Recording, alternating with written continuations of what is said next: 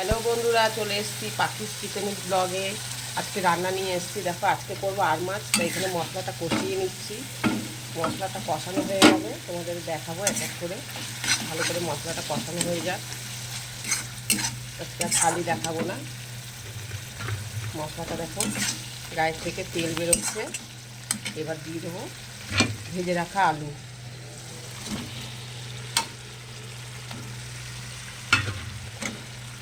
হালকা পাতলা করবো, রিচ করবো না, কারণ গরম করতে কদিন ধরে।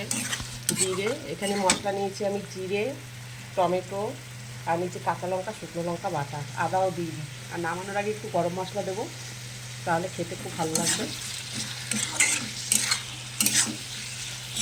এটা একটু ভালো করে কষানো হয়ে গেলে জল দিয়ে 10 মিনিট ফোটাবো, তারপরে দিয়ে দেবো মাছ। এই যে এখানে মাছগুলো ভেজে রেখেছি। দেখো মাছটা বেশ বড় ছিল, সাইজেও বেশ বড়। তো চলো দেখা যাক, তোমাদের আবার পরে দেখাবো। বন্ধুরা, এই যে আমি মাছ দিয়ে দিয়েছি। দেখো একদম পাতলা ঝোল। এবার গরম মশলা দিয়ে নামিয়ে নেব আমার আর মাছের ঝোল।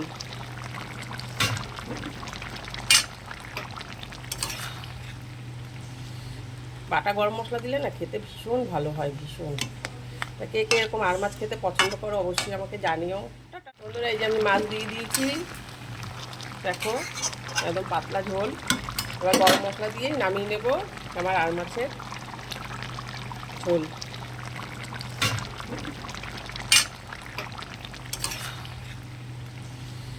বাটা গরম মশলা দিলে না খেতে ভীষণ ভালো হয়, ভীষণ।